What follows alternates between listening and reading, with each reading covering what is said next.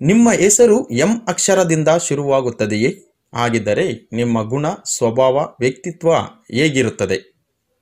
ಮಗುವಿನ ಆರೋಗ್ಯ ಸಮಸ್ಯೆ ನಿಮ್ಮ ಚಿಂತೆಗೆ ಕಾರಣವಾಗಿದೆಯೇ? ಪರಿಹಾರ ಇಲ್ಲಿದೆ. ಅಮೂಲ್ಯ ಗಿಡಮೂಲಿಕೆಗಳಿಂದ ತಯಾರಾದ ISO 9001 2015 GMP FSCCI ಪ್ರಮಾಣಿತ ಆಯುರ್ವೇದದ ಔಷಧ TSV Ayurvedic memory plus nutrition ಬಳಕೆಯಿಂದ ಮಗುವಿನ ಬುದ್ಧಿಶಕ್ತಿ, ರೋಗ ನಿರೋಧಕ ಶಕ್ತಿ, ಹಸಿವು ಹೆಚ್ಚುತ್ತದೆ, ಮಾತಿನ ತೊದಲುವಿಕೆ ಗುಣವಾಗುತ್ತದೆ. ಪ್ರಾಡಕ್ಟ್ ಖರೀದಿಸಲು ಕರೆ ಮಾಡಿ 9060666633.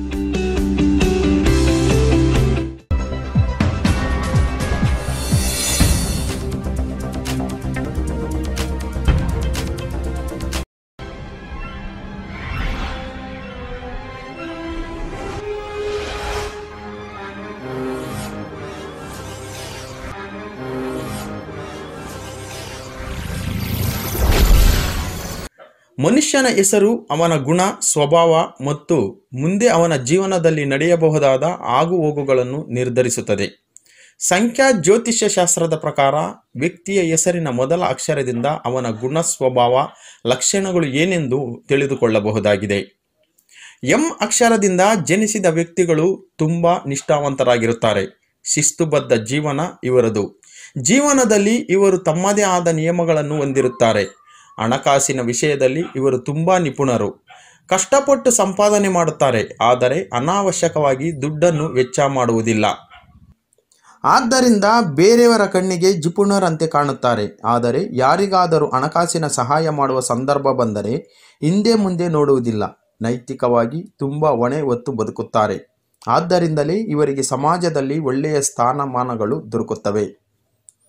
ಇವರು ಕೊಂಚ ಸ್ವಾರ್ಥಿಗಳಂತೆ ಕಂಡುಬರುತ್ತಾರೆ, ಏಕೆಂದರೆ ಇವರು ಸಾಮಾನ್ಯ ವಿಷಯಗಳನ್ನು ಪ್ರಾಯೋಗಿಕವಾಗಿ ನೋಡುತ್ತಾರೆ. ಬಣ್ಣದ ಮಾತುಗಳನ್ನು ಆಡುವುದಿಲ್ಲ, ಅನಿಸಿದ್ದನ್ನು ನೇರವಾಗಿ ಆಡುತ್ತಾರೆ. ಭಾವನಾತ್ಮಕವಾಗಿ ಮಾತನಾಡುವುದು, ನಡೆದುಕೊಳ್ಳುವುದು ಸ್ವಲ್ಪ ಕಮ್ಮಿಯೇ.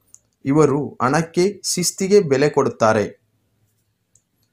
ಇವರ ಈ ಗುಣಗಳಿಂದ ಅವರ ಕುಟುಂಬವು ಆರ್ಥಿಕವಾಗಿ, ಸಾಮಾಜಿಕವಾಗಿ ಸುರಕ್ಷಿತವಾಗಿಯೂ ನೆಮ್ಮದಿಯಿಂದಲೂ ಇರಲು ಸಾಧ್ಯವಾಗುತ್ತದೆ. ಇವರು ತಮ್ಮ ಕುಟುಂಬವು ಚೆನ್ನಾಗಿ ಇರುವಂತೆ ನೋಡಿಕೊಳ್ಳುತ್ತಾರೆ. ಇವರು ಆದಷ್ಟು ಕಲ್ಪನೆ, ಭ್ರಮೆಗಳಿಂದ ದೂರ ಇದ್ದು ವಾಸ್ತವಿಕವಾಗಿ ಜೀವನ ನಡೆಸುತ್ತಾರೆ. ಇವರು ಜನರಿಂದ ಸಹಾಯ ಪಡೆಯುತ್ತಾರೆ ಮತ್ತು ಅಷ್ಟೇ ಸಹಾಯವನ್ನು ಜನರಿಗೆ ಮಾಡುತ್ತಾರೆ. ಇವರು ಬಹಳ ಶ್ರಮಜೀವಿಗಳಾಗಿರುತ್ತಾರೆ. ಇವರು ತುಂಬ ಗಂಭೀರ ವ್ಯಕ್ತಿತ್ವ ಹೊಂದಿದವರು. ಯಾವುದೇ ನಿರ್ಧಾರ ತೆಗೆದುಕೊಳ್ಳುವ ಮೊದಲು ಅದರ ಬಗ್ಗೆ ಸರಿಯಾಗಿ ಯೋಚನೆ ಮಾಡಿರುತ್ತಾರೆ.